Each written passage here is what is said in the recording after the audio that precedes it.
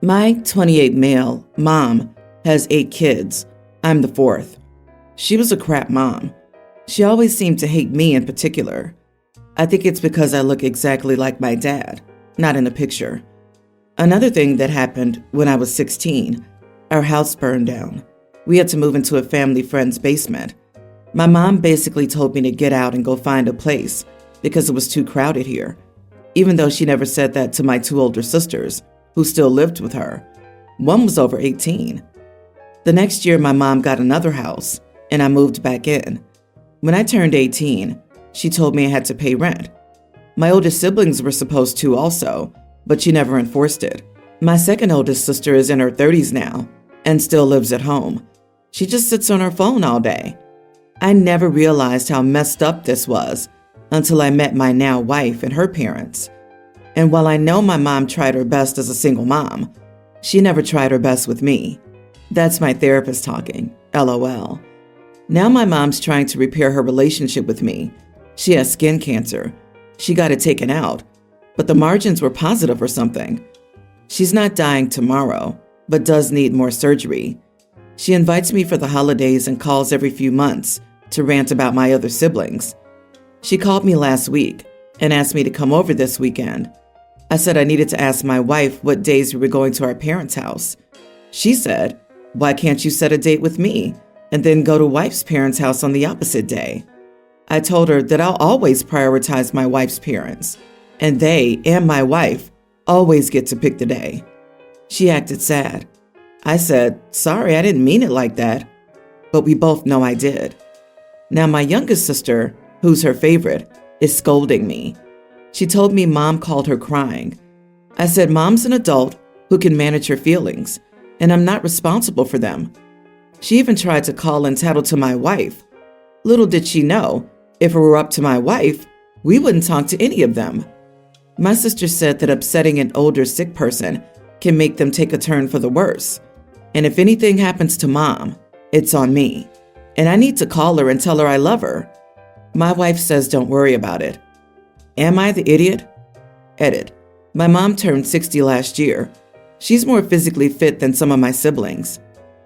I was 16 when our house burned down. My mom told me, get out and go find a place. She kicked you out as a minor? Oh, wow. Any parent looking for elder care should bank on the prospects that the care they'd receive is directly proportional to the care they gave their child growing up, i.e., a crap parent gets crappier care. You didn't go out of your way to upset your mother. You just didn't prioritize her, just as she never prioritized you. She's only salvaging her relationship now because she knows she'll probably die soon, and probably you're the kid with the best prospects. Your sister does not get to put this on you, and it's heinously toxic of her to try. Your sister needs to be told to screw off, pronto. You are not the idiot. I hate people like OP's mom, who must face death to decide to say sorry. Seriously, if my walking away didn't make you realize your screw up, why do you think I'd want to try and fix things with you now? Except she never said sorry, and instead is bringing the minions to guilt him and blame him for any health decline. He should tell mom, why should I make you a priority when you never made me one? Then cut them all off. Mom turned 60 last year. She's more physically fit than some of my siblings. LOL, she is so milking this. My grandma's 106 and doesn't carry on like this.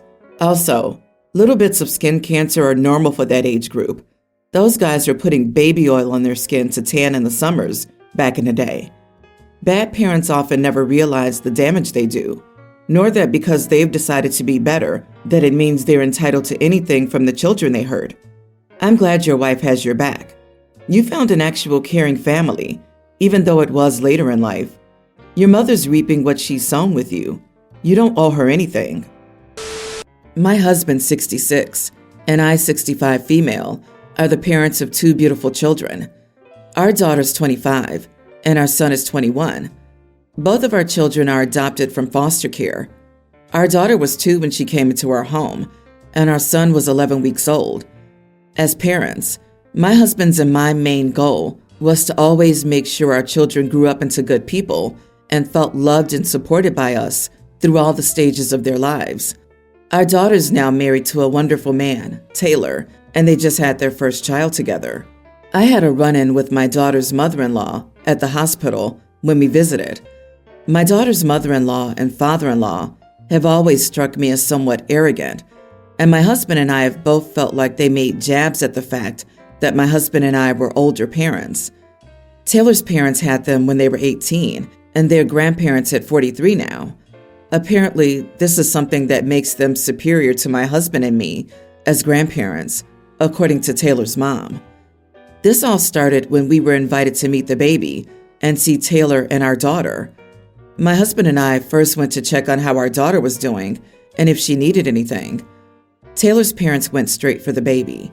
When we were leaving, my husband went to use the restroom, and Taylor's mom followed me and suggested that I was some grandparent when I showed no enthusiasm to meet my grandson.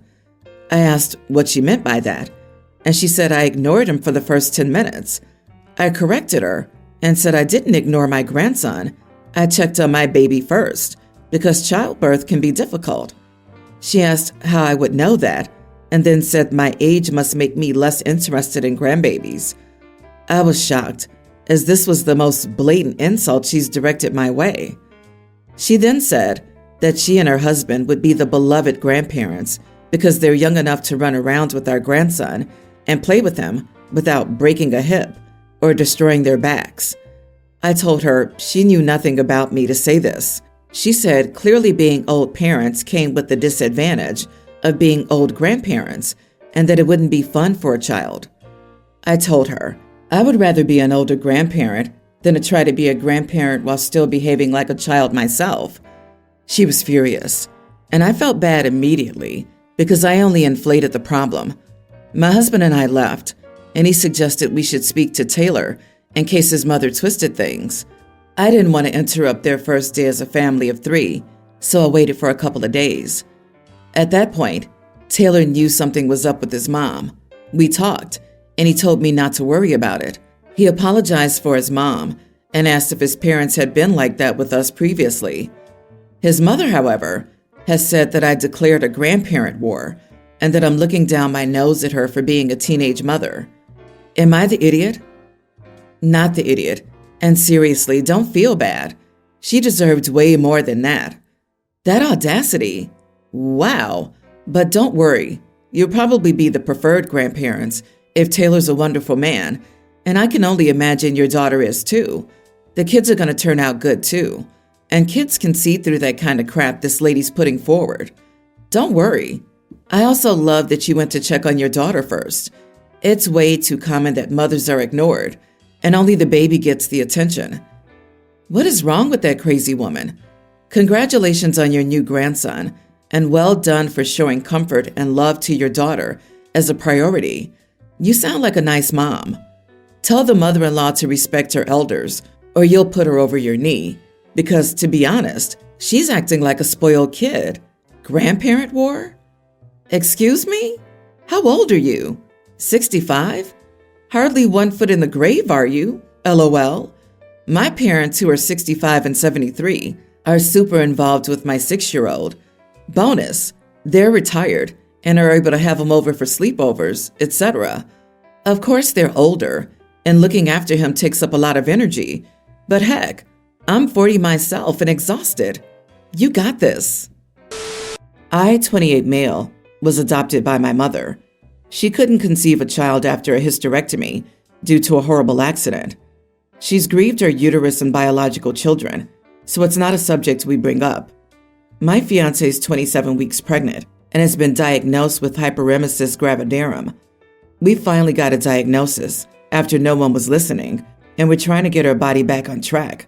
But some things are just too much. We had my mother and father over yesterday night for dinner. My mother wanted to teach my fiancé to cook an authentic Italian meal. After many apologies, my fiancé said she couldn't take the smell and went upstairs. My mother's short-tempered. She's old-fashioned Italian and is very strict and judgmental. She began to go on and on about how you never treat a guest that way, especially an in-law, and how she had driven over 40 minutes to come do this. I tried to explain the situation, and she insisted my fiancé was just being overdramatic. So I said, "You wouldn't understand, Ma, because you've never been pregnant." My mom burst into tears and they left. My dad called me and said he agreed with me, but I needed to apologize because my mom had locked herself in the bedroom for the night, crying. I, of course, feel bad for my mom, but she doesn't understand. Am I the idiot? Everyone's the idiot here. Your mom was out of line and definitely needed to be set straight. You didn't just set her straight, though. You went for the jugular. Wow, dude. I'm not sure there's a greater weakness for women who want to conceive yet cannot. You say you feel bad, but I'm really not sure you feel bad enough. I don't even like my mother, and I still wouldn't say that to her. It's also a silly point. He himself can never be pregnant, yet he understands just fine. His mother was judgmental and rude, but not because she's never been pregnant. OP, you really thought it was a good idea to tell your mom you've never been pregnant, knowing what happened? Way to throw her hysterectomy in her face. You might as well have told her the accident that caused it was her fault too. He didn't just randomly go up to his mother and say it. His mother was being cruel to his pregnant wife. With some people like OP's mom, low blows are all they understand. Having thrown up repeatedly myself while pregnant, I can say it is cruel for the mother to try to make a pregnant person stay and endure these smells and then shame the woman for throwing up. His mother was entitled and cruel. This was a no-win situation, but OP's not the idiot. Two of my best friends, Chris and Matt, 23 and male, have been taking birthday trips together for years. They're both born in August, so they pick a weekend that works for everyone, and we all go on a small road trip vacation. They started this tradition a few years before I became really close with them. I started attending when they were 19 and I was 17, but to my knowledge, there were never any issues in the years before I started coming, and I know there haven't been any since. There's usually a group of 5 of us, with our friends Nathan and Nick also in attendance. Other people have joined, especially during Chris's college years, and it's always still been great. The two groups usually meld together seamlessly, leading to independent friendships outside of the group setting. My point is that it's always a great time, and there have never been any issues before, extra guest or not. This year, Matt's girlfriend attended. Things got off to a rocky start since she wanted to ride with him separately instead of carpooling the way we typically do. Matt and Chris in one car plus me, Nate and Nick in the other, or all riding together. We could tell this annoyed Matt. The drive there and back is usually the highlight of our trip, but he agreed. Throughout the 4 nights we were there, she was miserable for all of them. These trips are usually very unstructured. We hang out, walk to nearby shops, restaurants, roast s'mores in a fire pit on the beach, and she just seemed restless. She continually suggested we drive to a fancier restaurant for a birthday meal, and everyone kept politely sidestepping the topic. Chris would come to us angry every night because she would interrupt them, beg Matt for at least 30 minutes to come to bed with her at 11 p.m., and then eventually go to bed alone when he wouldn't. I guess it was because I was the only other woman there, but she began clinging to me on night 2. I played along and tried to get to know her, but it was mostly just her talking. She complained about Chris for a large portion of the time, saying he took up too much of Matt's time, etc. Now, I'm a girl's girl forever, but this is a woman I've known for mere days, compared to best friends I've known for years. Obviously, I tell the boys about this while we're out at a diner at 2 a.m. When we returned, girlfriend was fuming and claiming it was so unsafe that we left her at the house alone sleeping without telling her we were leaving. Matt was over it and asked her to leave, citing the things she had said about Chris and how angry she had been throughout the whole trip. She called me a pick-me and claimed I should know as a woman how unsafe it is to leave her alone and ask her to drive home at 2 a.m. in an area she doesn't know well. The friends I've told this to have all had mixed reactions. I'd like some outside perspective. Am I the idiot? Not the idiot, but it seems like some of the other people on this trip are. She sounds a bit annoying, yes, but it is weird for everyone to leave her alone without telling her they're leaving. It would rub me the wrong way if my partner and all his group of friends left me in an unfamiliar place alone. It doesn't help that Matt started the trip, letting his friends know he was annoyed he drove with her instead of with you and Chris. So from the get-go, she's being treated like she's disrupting. So regarding how she was treated, the group and Matt were all pretty mean and cold to her. They told her to leave at 2 a.m.? It's absurd in general. Compromising to leave in the morning makes more sense. Everyone's the idiot here, mostly Matt. The dude invited her, then didn't want to drive with her, and acted beleaguered that his girlfriend wanted to sleep with him. Anyway, I hope she and Matt break up, and she never has an experience like this again. Matt sounds like he isn't ready to date anyone if he treats his girlfriend like they're a hindrance when his friends are around. You are the idiot, OP. It's clear in this post that you don't like this woman. I mean, you think so little of her that you named like 4 people and couldn't even be bothered to give her a name. You made her an object of Matt. Whether you knew her for 5 seconds or 5 years, she talked to you because you're the only girl there and felt like maybe you could say something or help her out. Instead, you decided to be one of the boys and pick on her behind her back. Get over yourself. I have 3 kids, and my daughter, 27, hasn't had the best luck in her romantic life. She's been cheated on many times, and her previous relationship was unhealthy. I also believe she's in a toxic relationship with her current boyfriend. My nieces, nephews, and other kids are all happily married, some starting their own families. It was my sister's birthday recently, and she and her husband had planned the trip for the family. She helped with expenses if needed, but for the most part, everyone paid for themselves. My daughter was the only one going by herself. We did things as a family, but sometimes we split up to do something with just our parents. So sometimes my daughter was by herself, or basically being a third wheel. At the end of the trip, my daughter complained to me how she hated going on the trip. She felt it was a cruel joke that she was there alone and that the others should not have shown affection to their partners when she was around. This is not the first time she's complained about something like this. She's also done it after holidays and birthdays. I'll admit, I'm tired of my daughter complaining about this. So I told her that because her life isn't going well, doesn't mean others will stop living theirs. She hasn't talked to me since, and that was almost 2 weeks ago. My husband is on my side, but I'm worried I'll lose my daughter. Am I the idiot? Edit. She was allowed to bring a friend. My daughter isn't single. She has a boyfriend and says he's toxic. Everyone's the idiot here. I don't have a lot of sympathy for her demanding people not showing affection for each other in her presence, and a lot of what you're saying is valid. However, I don't understand how, on a family vacation, all the couples are going off and leaving her all on her own. That sounds wretched, and I can empathize with how sad it is to watch everyone else be stable and happy when that's not at all available to you. You could acknowledge the validity of her feelings while encouraging her to accept the rights of others to be happy. Exactly. This was a family trip, but they turned it into a couples trip and completely left the daughter singled out.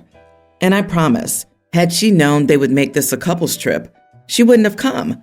And instead of being sympathetic, or at least being nice about it, she just threw her daughter's issues right back in her face.